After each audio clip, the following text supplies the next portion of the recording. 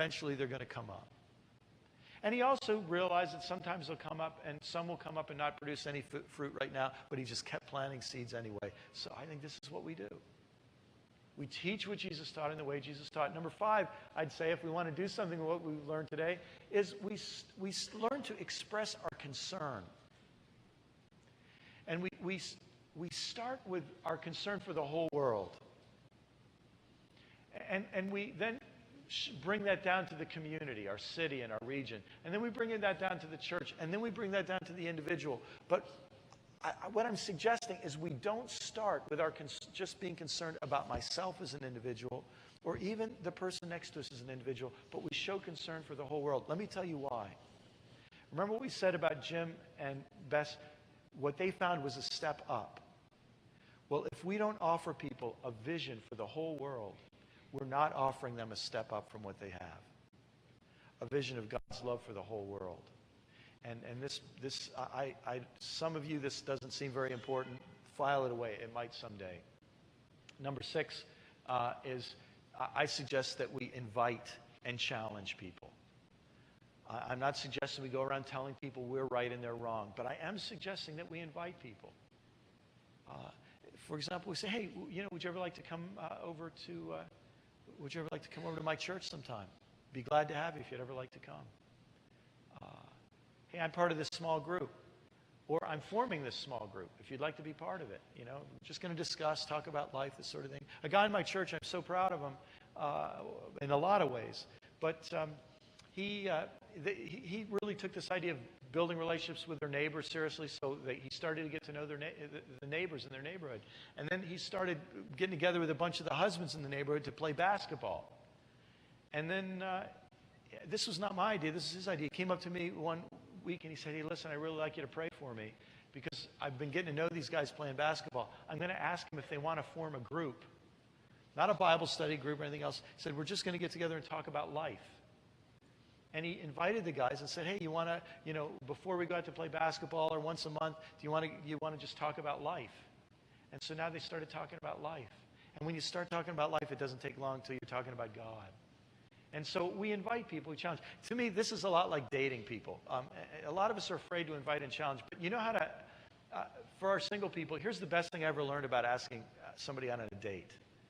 If you're a guy, you call the girl, and if you say, are you doing anything Friday night? That's, women, how did you like that? That's not a good question.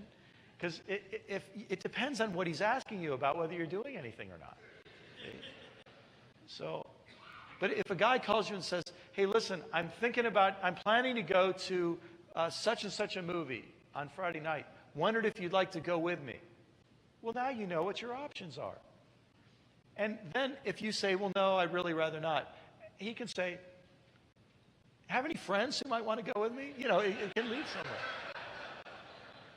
But it's not such a big deal to just ask and invite people and give them an opportunity. Number 7 is to make referrals. You don't need to know everything or be able to do everything. You're part of a body. You're part of a community. And so what you can do as a part of the community of the church is you can bless people with the rest of you, which is your network of people, books, and communities. And you can realize that others will be making referrals to you. To be in a community means that, I have all of you in my network to help other people with. And this is a good thing. Next slide. Because the bottom line is you can't do everything. You can't answer everybody's questions. You can't solve everybody's problems. You can just be a friend. You can just be a neighbor. There are only 2 things you can do. Next slide. One of them is nothing.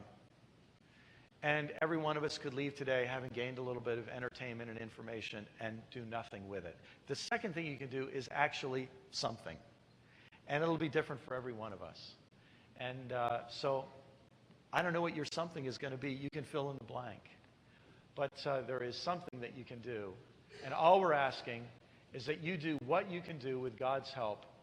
And with great joy and great reward, I think you'll discover that to start to do something, to start to love people, to start to be a neighbor, to start to pray behind somebody's back, to start to give attention to people is a win-win-win-win. Everybody wins. God wins.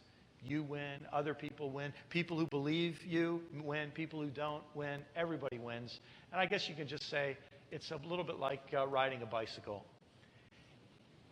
If you give God movement, God will give you direction. You can't steer a bike unless it's moving. So let's go. Amen.